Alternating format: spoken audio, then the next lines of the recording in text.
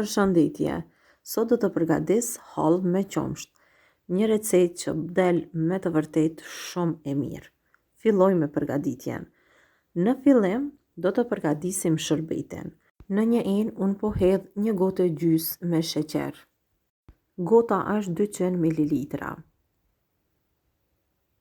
Këtu do të hedh gjithashtu 3 gota me qumsht.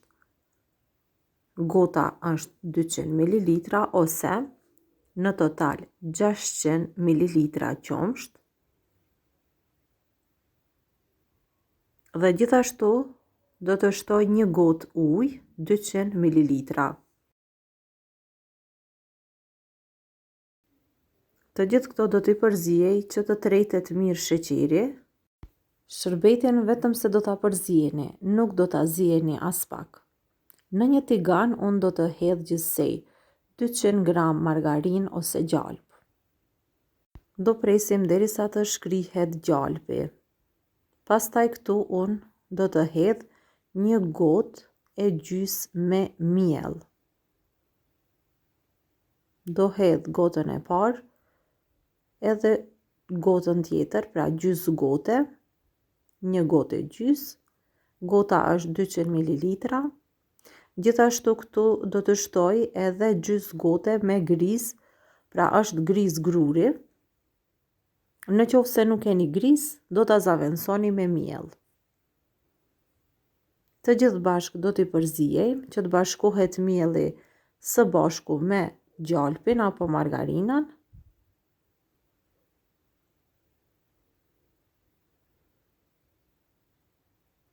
Dhe tani duke përzier vazhdimisht në temperaturë mesatare.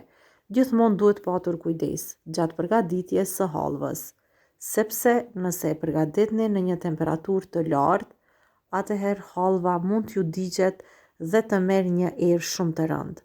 Prandaj gjithmonë hallën duhet ta kavërdesni në temperaturë të mesme, ngadal. Ndoshta do t'ju marrë kohë, por me të vërtet do dale shumë e shijshme.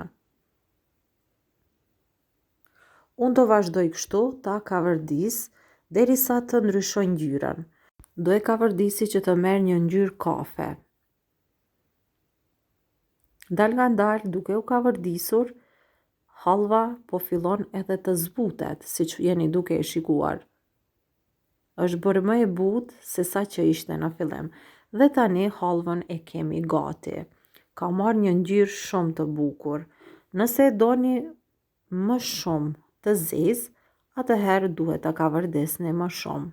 Unë po e largoj nga zjarri dhe tani do shtoj qumshtin dhe sheqerin që e përgatitëm pak më herët. Kështu siç është. Do e përzijej me këtë telin që po e shikoni. Do e përzijejmë dhe do ta kthejmë sërish në zjarr. Kështu duke e përzier vazhdimisht në temperaturë mesatare derisa hallva të filloj të trashet. Përpos këtyre përbërësve, unë hallvës do t'i shtoj edhe arra. Arra do t'i japi një shije shumë të veçantë. Një gotë me arra ose me lajthia, varet se çka ju gjendet në shtëpi, po bën edhe pa arra nëse nuk keni. Nëse e përgatitni në këtë mënyrë, hallva nuk do t'ju bëhet me kokra, por do të bëhet si kajmak, pra shumë e mirë. Unë do vazhdoj, do ta përzijej kështu, edhe për disa minuta, por shumë shpejt do filloj edhe të trashet. Shikoni edhe ju vetë se sa e mirë që është dalë. Edhe pak ka ngelur derisa të trashet hallva. Shumë e mirë. Ja vlen me provu këtë recetë sepse bëhet shumë e shijshme. Edhe për 1 minutë do vazhdoj dhe do e përzijej dhe hallva tani është gati. Unë do ta vendosi në një tepsi.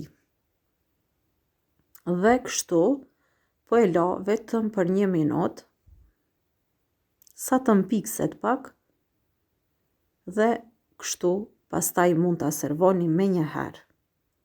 Unë do e servoj me lugë, por ju mund t'i jepni edhe forma të tjera. Hallva është gati Nëse ju do e përgatesni, juve ju bëf të mirë. Mund ta dekoroni mbi me çfarë të doni.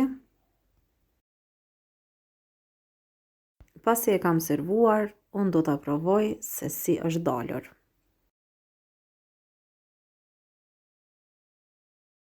Dhe me të vërtet, ka shijet shumë të veçantë.